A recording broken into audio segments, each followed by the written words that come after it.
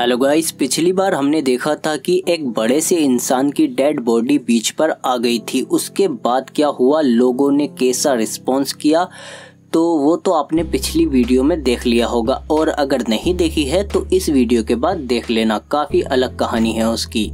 क्योंकि आज इस वाली वीडियो में हम देखेंगे कि इस बार एक विशाल इंसान जिंदा आ जाएगा। हालांकि दोनों मूवी और सीरीज अलग अलग हैं पर थीम लगभग एक है। तो शुरू में हम देखते हैं कि गलीवर अपने अपार्टमेंट में सोकर उठता है और अपने रोज के रूटीन को फॉलो करता है। अपने सुपर हीरो टॉयज से बात करता है और शावर में नहाते हुए डांस करता है। गलीवर न्यूयॉर्क की एक न्यूज़पेपर कंपनी में काम करता है। एक दिन गलीवर नए एम्प्लॉय से मिलता है जिसका नाम डैन होता है और वो उसे दोस्त बना लेता है और गलीवर उसका बॉस होता है क्योंकि वो उससे सीनियर है मेलिंग डिपार्टमेंट में।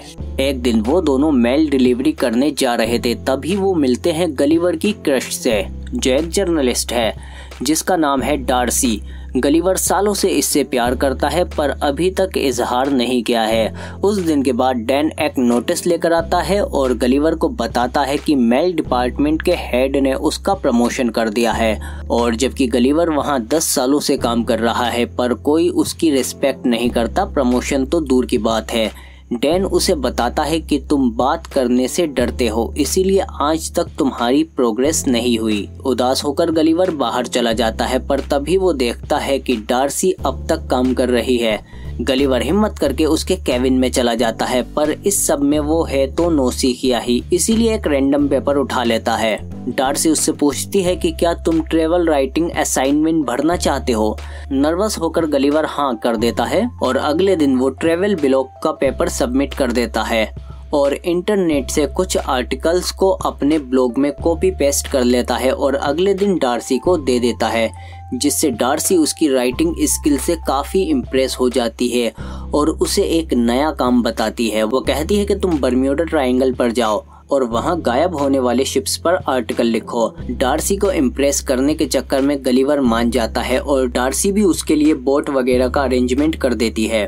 अगले दिन गलीवर बर्म्यूडा ट्रायंगल के लिए उड़ान भरता है और वहां पर एक आदमी से मिलता है जो गलीवर के लिए एक बोट का अरेंजमेंट करने वाला था और उसे बताता है कि बोट कैसे चलानी है। आपकी यात्रा बहुत सरल है क्योंकि बोट ऑटोमेटिक है।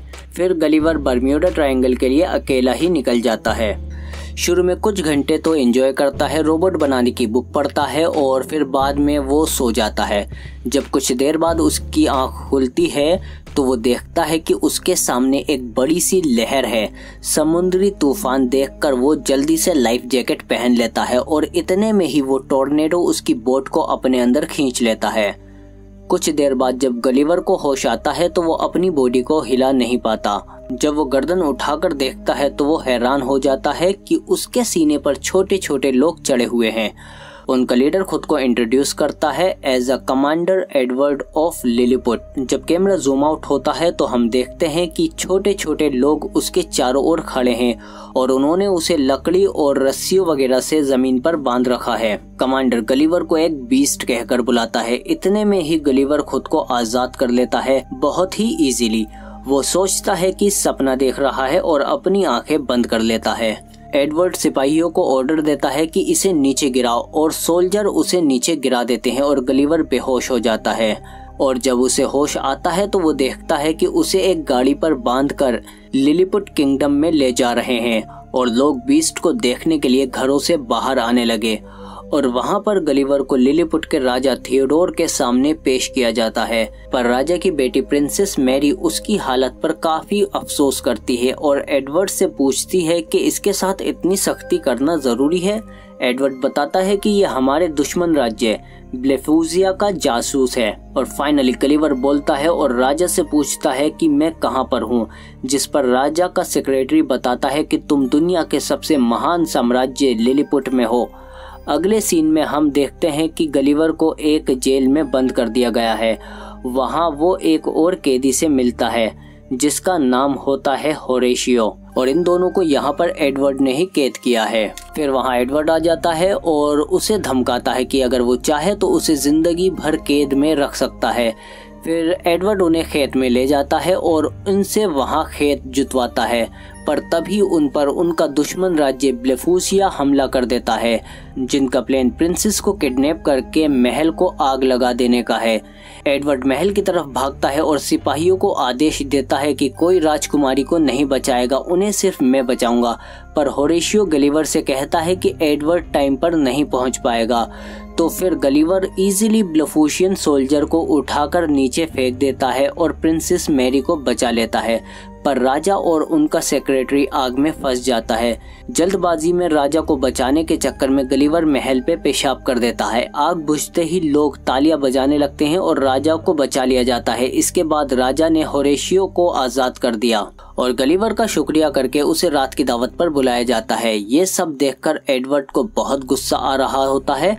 राजा ने गलिवर से पूछा कि तुम कहाँ से हो। गलिवर ने बताया कि मैं मैनहट्टन से हूँ। गलिवर पहली बार खुद को हीरो महसूस कर रहा था, इसीलिए उसने खुद को प्रेसिडेंट बता दिया और सबने उस पर विश्वास कर लिया, सिवाय एडवर्ड के। इसके बाद लिलीपुट के लोगों ने एडवर्ड के लिए एक बड़ा सा घर बनाया ताकि वो न्यूयॉर्क की तरह यहाँ पर रह सके। गलिवर ने एक थिएटर भी बनाया ताकि पूरा किंगडम उसमें बैठ सके और उन्हें डूबते हुए टाइटैनिक का ड्रामा दिखाया और बताया कि ये सब उसके साथ हुआ है। उसकी इतनी झंड जिंदगी देखकर सब हैरान रह गए। एडवर्ड ने पूछा कि तुम बच कैसे गए इसमें, तो गलिवर ने कहा कि मुझे बचा लिया गया था। अगले सीन में होरेशियो प्रिंसेस को इम्प्रेस करने के लिए गलिवर की हेल्प लेता है और इम्प्रेस कर भी लेता है, पर एडवर्ड भी प्रिंसेस पे अपने दांत गड़ाए बैठा था और किसी भी तरह उससे शादी करना चाहता था। इधर सिपाहियों ने गलिवर की बोट ढूंढ ली है। गलिवर वहां आता है और अपना फोन ले लेता है, जिसमें डार्सी के 12 वॉइस मैसेजेस हैं, जो गलिवर पे बहुत गुस्सा है उसके झूठे आर्टिकल और उसके भागने की वजह से। गलिवर अब वापस जाकर डार्सी का सामना करना नहीं चाहता, इसीलिए गलिवर डिसाइड करता है कि वो अब हमेशा लिलीपुट में ही रहेगा। इस बात पर एडवर्ड बिल्कुल भी खुश नहीं था और इधर राजा भी गलिवर को जनरल बना देता है। एडवर्ड गुस्से में लिलीपुट का डिफेंस सिस्टम बंद कर देता है। इस मौके का फायदा उठाकर ब्लेफूसिया लिलीपुट पर हमला कर देता है। अब जनरल होने की वजह से इन्हें रोकने की जिम्मेदारी अब गलिवर की थी।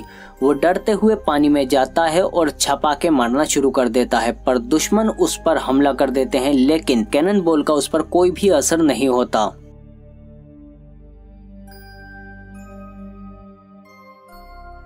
फिर वो दुश्मन को पकड़कर लिलीपुट के बाहर निकाल देता है। गलिवर की खूब खातिरदारी की जाती है, बाल कटिंग, मसाज वसाज सब व्यवस्था है। इधर प्रिंसेस भी एडवर्ड को रिजेक्ट कर देती है। गुस्से में एडवर्ड दुश्मन से जाकर मिल जाता है और उसके आदमियों को गलिवर की बोट से रोबोट बनाने की बुक मिल जाती है, जिसकी मदद से वो लोग एक बड़ा सा रोबोट बना लेते हैं। दुश्मन एक बार फिर से अटैक करता है। गलिवर फिर से छोटे छोटे लोगों से लड़ने के लिए तैयार था, पर वो हैरान हो जाता है जब सामने देखता है एक विशाल रोबोट। एडवर्ड गलिवर को चैलेंज करता है। गलिवर के पास एक्सेप्ट करने के अलावा कोई और रास्ता नहीं था। वो रोबोट को पीछे ढकेलने की कोशिश करता है, पर रोबोट उससे ज्यादा ताकतवर था। वो उसकी पेंट पकड़कर उसे उठा लेता है और उससे हार मानने को कहता है। फिर गलिवर राजा और सबको बताता है कि उसने सब कुछ झूठ बोला था। फिर एडवर्ड गलिवर को एक ऐसे आइलैंड पर भेज देता है जहां पर कोई भी जाने की हिम्मत नहीं करता। जब गलिवर को वहां छोड़ा जाता है तो उसे एक विशाल छोटी सी बच्ची पकड़ लेती है। अब गलिवर एक ऐसे आइलैंड पर था जहां उससे भी विशाल लोग थे। बच्ची उसे खिलौना समझकर बारबी हाउस में रख लेती है और इधर गलिवर को ढूंढते हुए डार्सी भी लिलीपुट आ चुकी थी और गलिवर ने सबको बताया था कि डार्सी उसकी प्रिंसेस है। एडवर्ड उसे पहचान जाता है और उसे भी बंदी बना लेता है और वहां वो राजा और उसकी रानी से मिलती है। गलिवर के हारने के बाद एडवर्ड ने उन्हें भी बंदी बना लिया था। ये सब देखकर होरेशियो गलिवर के पास जाता है और उसे सब कुछ बताता है। बच्ची के पास एक यूएस सोल्जर का सूट होता है, जिसका इस्तेमाल करके गलिवर वहां से निकल जाता है और लिलीपुट में जाकर सबसे पहले वो डार्सी से मिलता है और उसे बताता है कि वो उससे बेहद प्यार करता है। इसके बाद गलिवर डिसाइड करता है कि वो अब एडवर्ड को चैलेंज करेगा, अपनी बहादुरी के लिए नहीं बल्कि लिलीपुट के लोगों की मदद के लिए। अगले दिन वो एक दूसरे के सामने होते हैं और फिर वो लड़ना शुरू कर देते हैं। रोबोट जल्दी ही एडवर्ड पर हावी हो जाता है। होरेशियो उसकी मदद करने के लिए रोबोट के अंदर घुस जाता है और एडवर्ड को अंदर से हराता है और रोबोट की पावर कट कर देता है। जिसके बाद गलिवर बहुत ही आसानी से रोबोट को हरा देता है। लोग खूब तालियां बजाते हैं। होरेशियो की बहादुरी की वजह से उसे भी प्रिंसेस से शादी करने की परमिशन मिल जाती है। मौका मिलते ही एडवर्ड प्रिंसेस को बंदी बना लेता है, पर प्रिंसेस भी उसकी अकल ठिकाने लगा देती है और डार्सी भी पहली बार गलिवर को किस कर लेती है। और फिर गलिवर भी ब्लेफेशिया और लिलीपुट के बीच दोस्ती करा देता है और उनकी दुश्मनी अब खत्म हो चुकी है। और फाइनली वो और डार्सी अपनी शिप को रिपेयर करके वापस न्यूयॉर्क चले जाते हैं। कुछ हफ्ते बाद गलिवर अपनी जॉब छोड़ देता है और एक ट्रेवल राइटर बन जाता है। अब वो और डार्सी हैप्पी रिलेशनशिप में रहते हैं और इसी के साथ मूवी का भी हैप्पी एंडिंग हो जाता है। और अगर आपको ये वीडियो अच्छी लगी है तो प्लीज लाइक करो इसे और सब्सक्राइब करो हमारे चैनल को, बेल आइकन दबा के नोटिफिकेशन ऑल पे भी क्लिक करो ताकि और भी अच्छी वीडियो मिलते रहे। इसके अलावा एंड स्क्रीन की ये वीडियो देख लो और जाइंट वाली जो बताई थी वो भी एंड स्क्रीन में मिल जाएगी।